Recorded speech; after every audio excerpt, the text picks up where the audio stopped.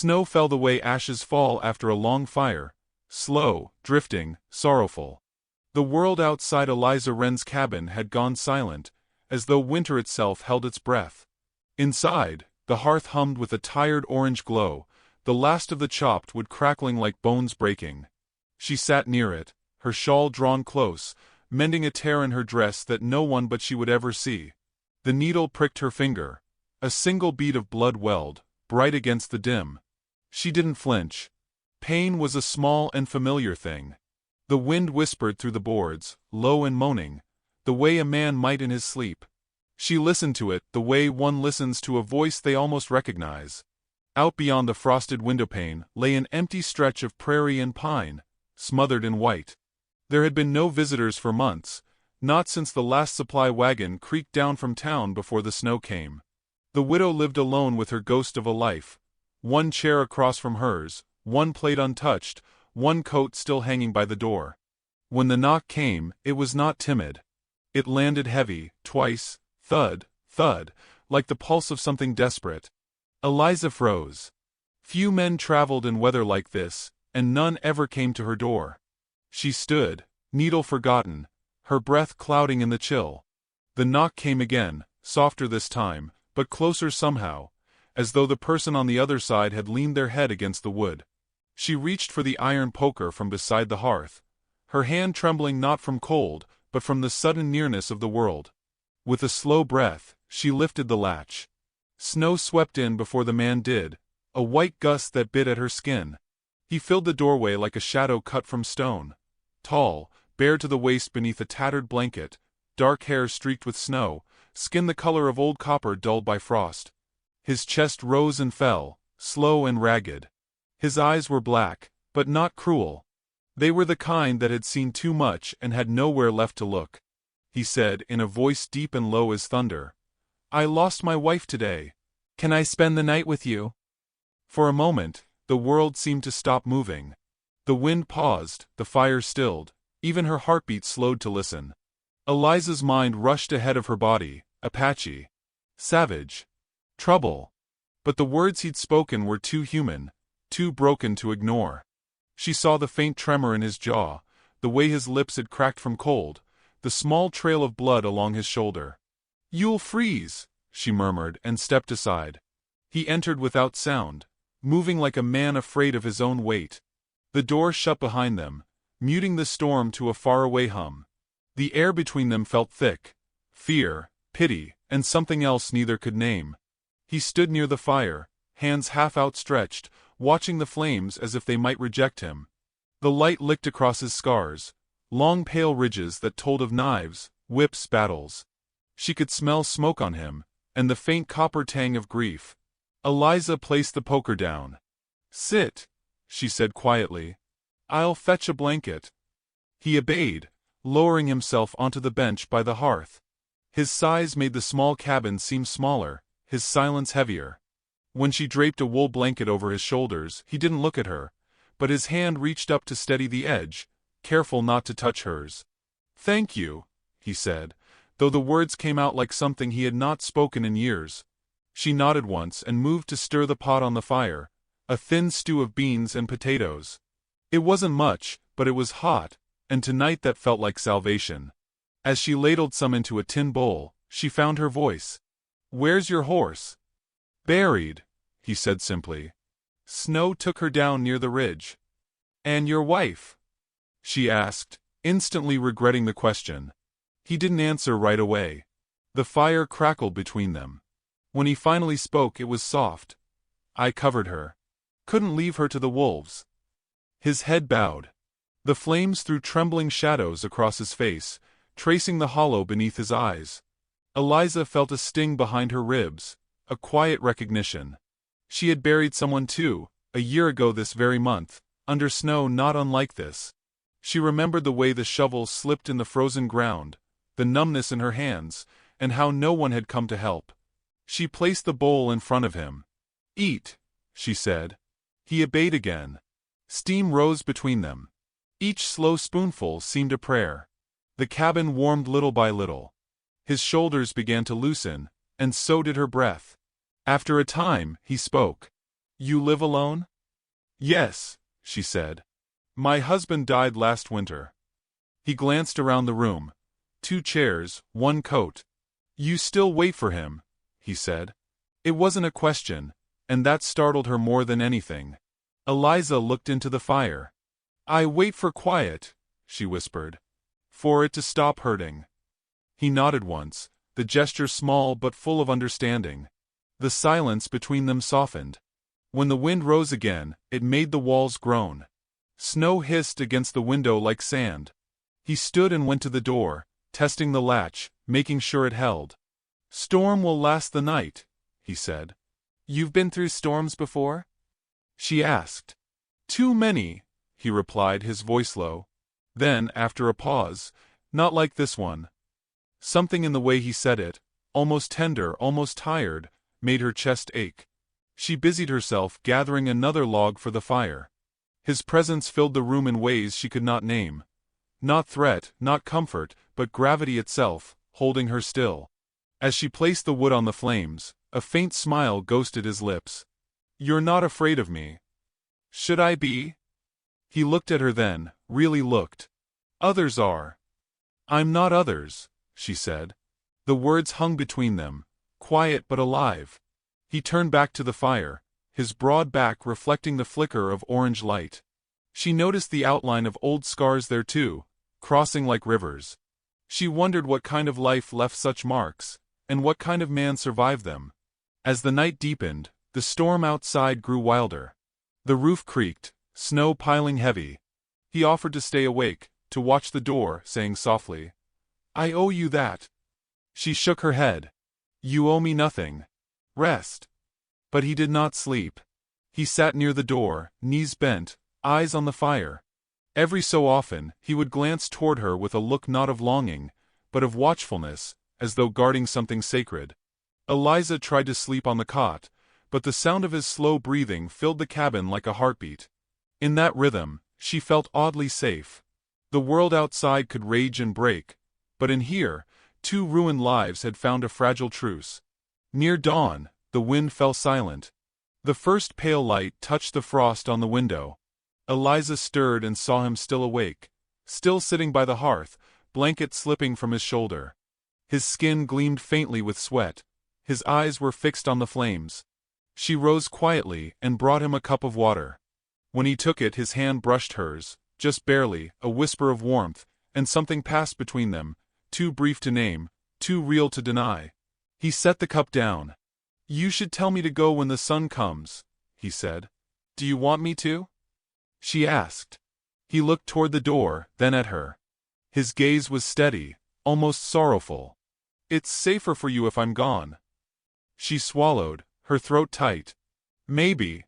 But it's colder too. For the first time he smiled. A quiet, broken thing, like light struggling through clouds. Outside, a single raven cried into the morning, its wings scattering snow from the pines. The sound echoed through the valley, lonely and vast. Eliza turned to the window, and saw the faint line of tracks already half buried in white, leading toward nothing. When she looked back, he was still watching her, as if deciding something that would change them both. The wind returned, rattling the latch, whispering against the walls. The fire burned low. He stood, reached for the door, then stopped with his hand on the handle. Thank you, he said again, voice raw. But I don't bring peace where I go. Eliza's heart beat once, sharp and painful. She stepped closer, the light catching her eyes. Maybe peace isn't something we find, she said softly. Maybe it's something we make. He looked at her a long time, then at the snow beyond the door. The silence stretched thin as glass. When the door finally opened, the wind rushed in, carrying flakes that glimmered like stars. He stood framed against the dawn, half in shadow, half in light, like a man deciding which world to belong to. And for a breath, she thought he might leave. But his hand dropped from the latch, slow as forgiveness, and he turned back toward the fire. The door closed once more.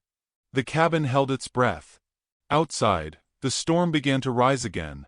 The fire burned low, but neither of them moved to feed it. The storm had passed, leaving the world wrapped in a muffled silence, so complete it felt like breath held between heartbeats.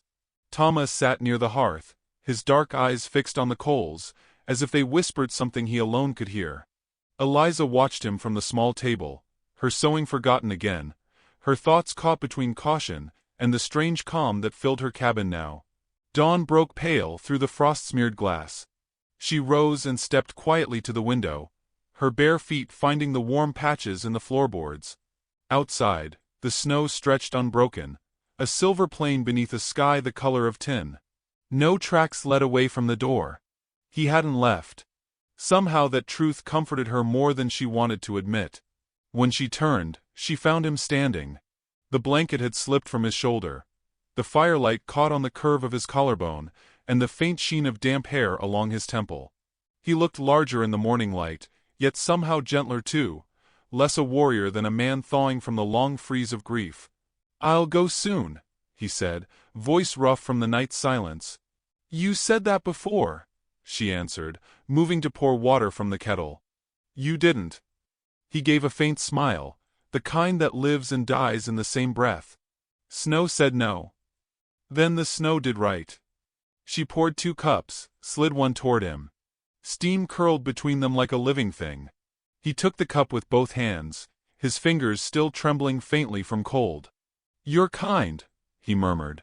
"I'm lonely," she replied. The honesty startled her.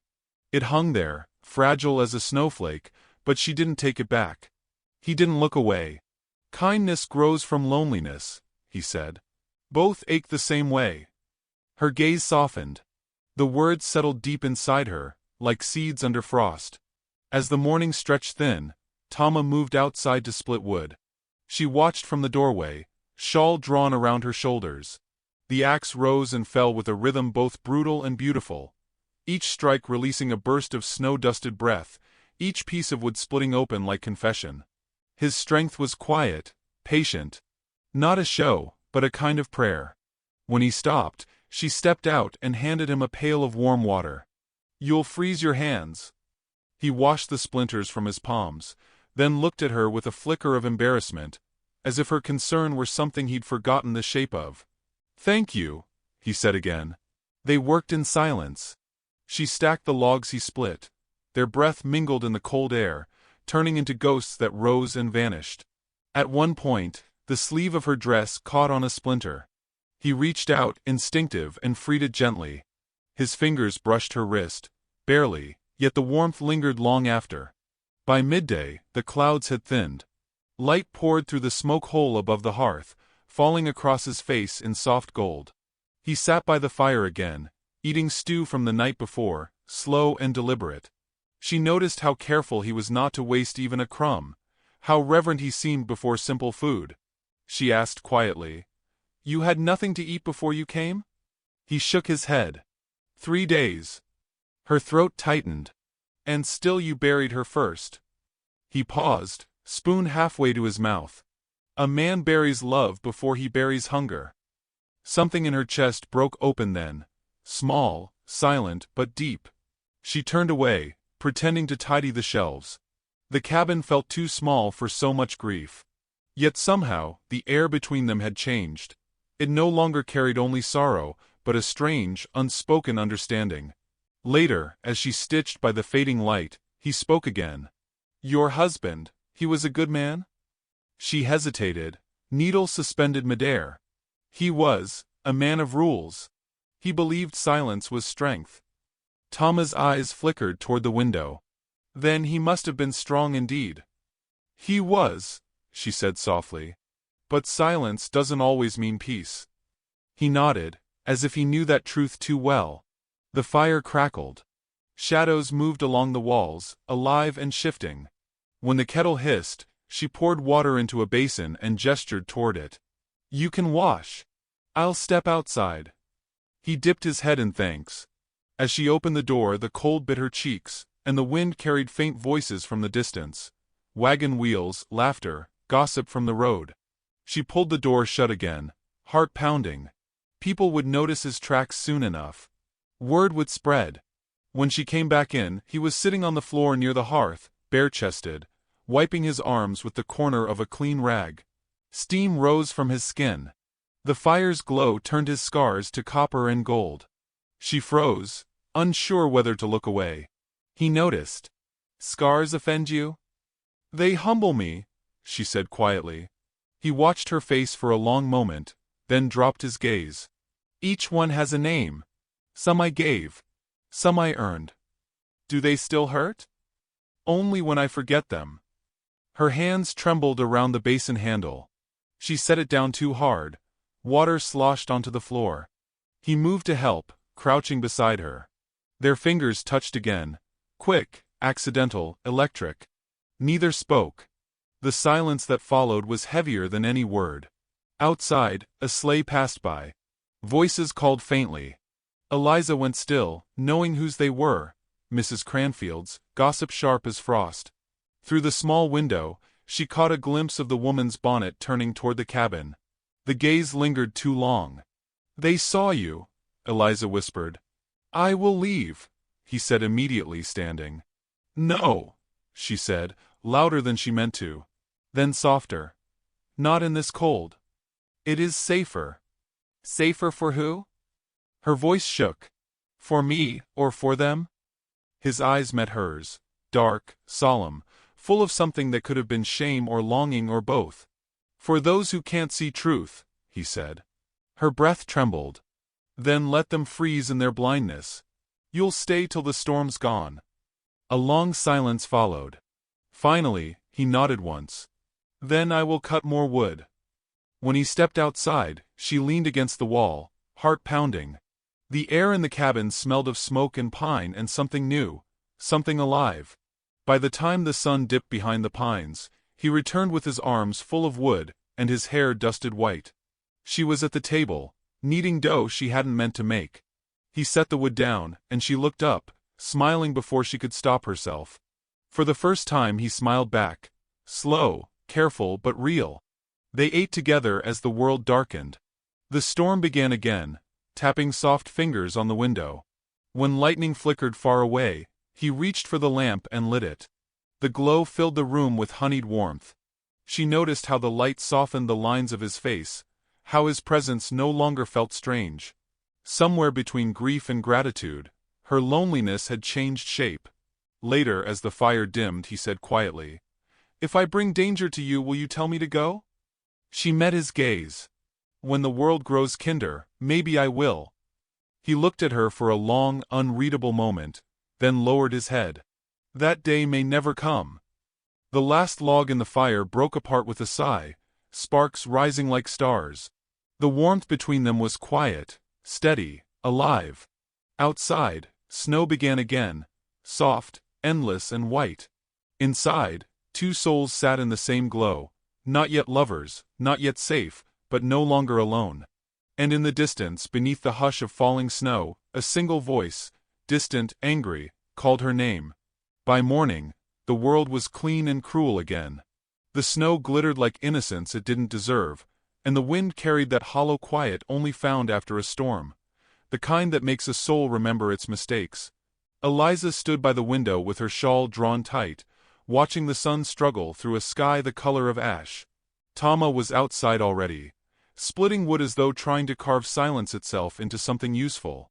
Each strike of his axe cracked through the stillness, and each time, she flinched a little. Not from fear, but from the sound, the sharp reminder that peace in this world always came with an edge. He moved with slow precision, steam rising from his bare shoulders, the muscles in his arms coiling and releasing with calm purpose. Snow clung to his hair and the edge of his jaw, melting as it touched the warmth of him. Eliza made coffee she could barely afford. The scent filled the cabin like a memory of better times, those mornings when her husband had still been alive, before the sickness, before the whispers that she'd cursed her own house. The first thing grief takes is the sound of laughter, the second is trust. When she stepped out to hand Tama the tin cup, her boots sank deep into the snow. The cold bit through the soles and up her bones, but she didn't care. He looked at her, eyes unreadable, and took the cup with both hands. "You shouldn't be out here," he said softly. "I could say the same." He gave a small huff that might have been a laugh. "Work keeps the ghosts quiet." Then you must have many. Enough to fill this mountain.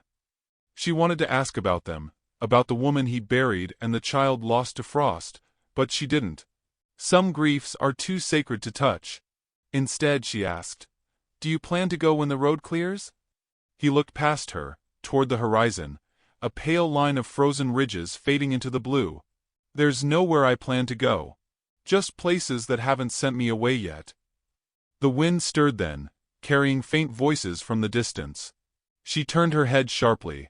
2 riders moved along the trail leading down from town, small against the white expanse, but unmistakable. Her stomach tightened. Word traveled fast in places where there was nothing else to do. "Go inside," she whispered. Tama followed her gaze. He didn't move. "They'll come either way." Inside, Eliza tried to steady her breath. The cabin felt smaller now, walls closing in with every passing heartbeat. By the time the horses stopped outside, the coffee had gone cold. The door swung open without a knock. Mrs. Cranfield stepped in first, wrapped tight in furs, face sharp with the righteousness of gossip.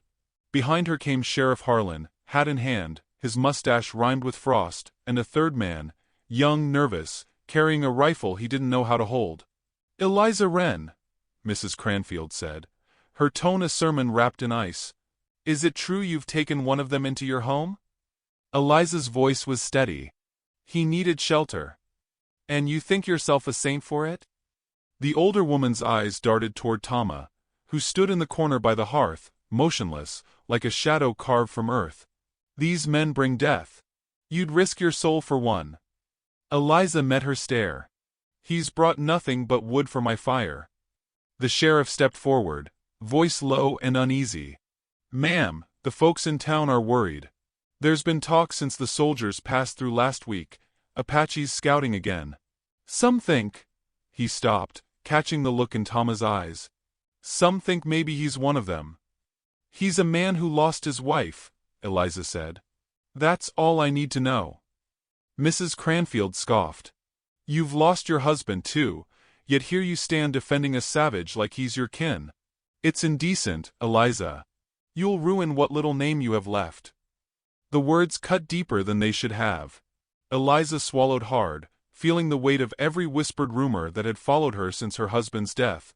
How she'd brought fever upon him, how she'd kept company with ghosts. The town had never forgiven her for surviving. Tama's voice broke the tension. "I will leave." He moved toward the door, calm, resigned. But Eliza stepped between him and the threshold, her voice sharp enough to halt the room. "You'll do no such thing." Mrs. Cranfield's eyes widened. "You defy decency, child." Eliza turned to the sheriff. "Tell your town this. If they can't forgive kindness, they can freeze without it." The old woman gasped, hand to chest. "You'll regret this." "Perhaps," Eliza said, her voice trembling only at the edges. "But not tonight." Sheriff Harlan's gaze softened for a moment.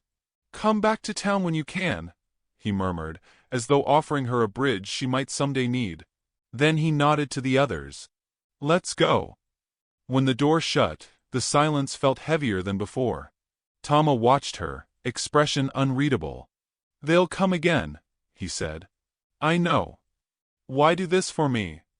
Eliza turned back to the fire, adding another log though it was already too warm. "Because someone once watched my house burn and did nothing. I swore I'd never be that kind of soul." He was quiet a long time. Then, softly, "You'll pay for their hatred. Then let me pay for something that matters." He bowed his head. The firelight played across his face, softening the edges of the man she'd first seen at her door. The hardness was still there, but beneath it something new, something almost like peace.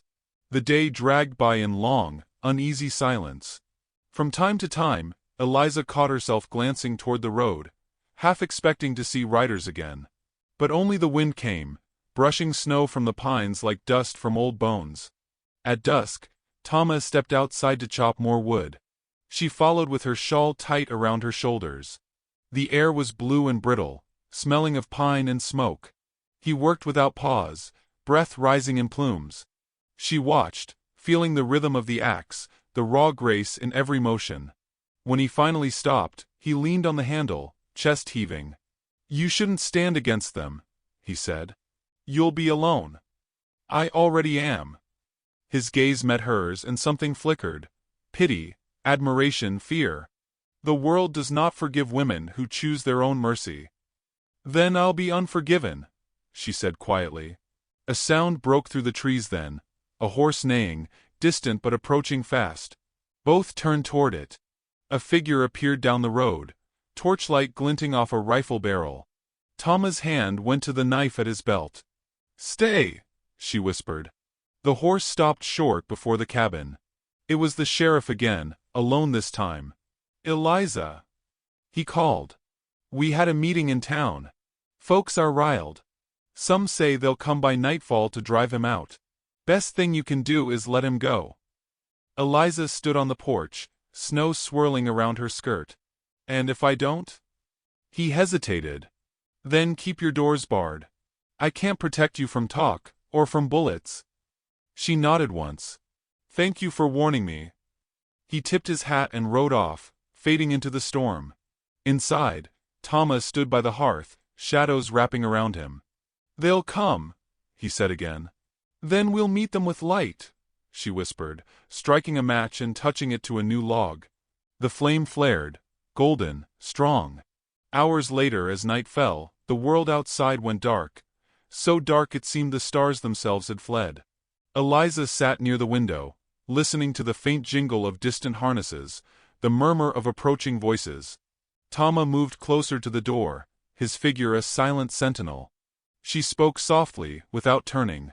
"When I first buried my husband, I thought grief would make me invisible. But all it did was make people stare." He looked at her, his face caught between shadow and firelight. "Now they will do worse." "Let them," she said. "I'd rather be judged for sheltering life than praised for letting it die." The voices outside grew louder. The glow of lanterns moved like restless fireflies through the trees. Tama's hand tightened on his knife. "If they break the door." "You'll do nothing," she said, standing. "I've lived in fear too long. Tonight, I want them to see me." The first knock came, hard, splintering the silence. Eliza stepped forward, heart steady. "Let them look," she whispered. The second knock echoed through the cabin, and the fire flared high, painting her face in gold and defiance. Outside, snow began to fall again. Thick, soundless, endless, like heaven itself was trying to hide what was about to happen next. The first blow cracked the door like thunder. The hinges shuddered, the latch quivered. Eliza's breath hitched, but she didn't move. Tama stood behind her, still as carved oak, eyes fixed on the trembling wood. Outside, men shouted through the storm, blurred shapes in the swirling white, their lanterns flickering like angry stars. "Come out, widow," someone yelled. "You've got no right keepin' that savage under your roof." Eliza's voice trembled but held steady. "Go home. There's no war here." Laughter answered her, cruel and eager. "There's always war when one of them surround." Another crash followed, the door's beam cracking halfway through. Tama stepped forward, his hand brushing her shoulder in warning. "Stay back," he murmured. But she shook her head. "This is my home," she whispered. "They won't burn it again." His jaw tightened. He reached for the poker by the hearth and stood between her and the door. The firelight caught the curve of his back, every scar a story of survival, every breath a quiet vow. The storm outside roared, flinging snow against the cabin like gravel. A gunshot split the air. The sound was deafening in the small room, wood splintered beside her head. She flinched, stumbled back. Tama moved before she could think, yanking her to the floor, shielding her body with his own. The fire cracked, showering sparks across the floorboards. Another shot. Then another. He crawled toward the hearth, grabbed the kettle, and doused the flames just as a lantern crashed through the window. It shattered on the floor, spilling fire like liquid hunger. For a moment, the world was nothing but orange light and smoke. Tama seized a blanket, smothering the flames with steady, brutal motions. His coughs tore through the thickening air. Eliza grabbed another and helped, beating at the embers with trembling hands. The fire hissed, then fell to silence, smoldering ruin where warmth had been. Outside, the men cheered, thinking they'd won. Tama rose, shoulders blackened with soot, face streaked with ash. His chest heaved, his breath a visible fog. Eliza looked at him, at the burn across his arm, the raw skin on his hands, and felt something inside her shift. Fear melted into something fiercer. "They'll come again," he said, voice low. "We must go." She stared at the broken door. "Go where?" "Anywhere the snow hides us." For a heartbeat, she hesitated. Then she nodded. He grabbed what he could: blanket, water flask, a single loaf of bread. She pulled her shawl around her shoulders, glancing once at the charred corner of the rug, the rocking chair her husband once carved. Then she turned from it all. The night swallowed them whole. The cold bit deep, the wind fierce enough to scrape bone. The moon was veiled behind clouds, the forest a cathedral of black branches and drifting white. Tama led, his bare feet sure despite the snow, her smaller steps following in the ghost of his prince. Behind them, faintly, voices still carried, angry, lost, growing distant. After a long while, when her legs began to fail, he stopped near a ridge. "We rest," he said, helping her beneath a pine heavy with snow. She tried to speak, but her lips were numb. He crouched, rubbing her hands between his palms. The warmth of his skin burned against hers. "You'll freeze," he murmured. "You too," she managed. He smiled faintly, though his breath came ragged. "I've been colder." A wolf howled far off. The sound threaded through the wind, lonely and thin. She looked at him in the dim light, his profile cut sharp against the snow. "You could have run," she whispered. "You didn't have to protect me." He met her eyes. "You opened your door. That's all I needed to protect." Something stung behind her eyes. She turned away, tears freezing before they could fall.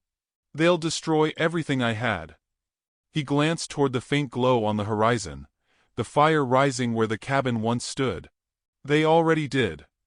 They stayed there until the cold became unbearable. Then, slowly, he lifted her into his arms. She wanted to protest, but the strength had left her voice. He carried her through the snow, his breath ragged, the storm blinding around them. At last, a shape emerged from the white, a rocky overhang, half hidden by drifts. He ducked inside, laying her gently on the frozen ground. The cave smelled of earth and pine sap, and though the wind still moaned outside, here it was still. He gathered dry twigs from a hollow, struck flint against steel, and coaxed a flame to life. It flickered weakly at first, then bloomed, painting the stone walls gold. She watched him through half-lidded eyes, his face lit by that fragile light, and thought he looked almost holy. When warmth returned to her fingers, she reached for him. "Your arm," she said softly. The burn was angry and raw. She tore a strip from her skirt and wrapped it carefully, her hands shaking not from cold now, but from the nearness of him. He didn't pull away. His gaze held hers, steady and searching. "Why do you do this?" "Because someone has to." "Someone always does," he said. "But not many still choose to." For a moment, neither spoke. The only sound was the fire crackling, the storm muttering outside like a distant threat. She leaned back against the stone wall, exhaustion pulling her under. "What happens now?" He stared into the fire. "They'll think us dead." "Let them. We'll wait until the storm breaks." "And after?" He turned toward her then, his expression softening. "After, you'll find another home." "What about you?" He hesitated, then smiled, small, broken. "The mountains don't keep names." The answer struck something deep in her. "You could stay," she said. "When spring comes." His gaze flickered, hope and disbelief warring quietly. "You'd have me live among your people?" "I'd have you live," she said simply. He looked at her a long time, then nodded once, as though making a promise to something larger than himself. The fire dimmed. She drifted in and out of sleep, her head falling lightly against his shoulder. Outside, the storm began to soften, snow falling slow and tender now, as if the sky itself had grown tired of cruelty. Near dawn, a faint orange glow touched the cave mouth. Thomas stirred, rising carefully so as not to wake her. He stepped to the entrance, looking out at the valley below. Smoke still rose where her cabin had been, a dark scar against the pale world. He closed his eyes. In the quiet, the words escaped him, low and raw. "I buried one home this week. Now another." Behind him, Eliza's voice came, soft but steady. "Then build the next with me." He turned. She was awake, her eyes clear, her face pale but strong. "You shouldn't make promises in grief," he said. "It's not grief," she whispered. "It's choice." He stared at her for a long moment, then crossed the few steps between them. The firelight caught in his eyes, turning them amber. "I came here to die," he said. "And I open my door to do the same," she replied. They stood in silence, the storm outside finally gone, leaving only the faint sound of dripping snowmelt. Then, slowly, she reached for his hand.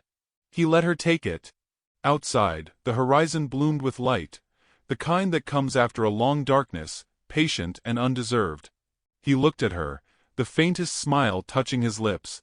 "You should rest. The world will wake soon."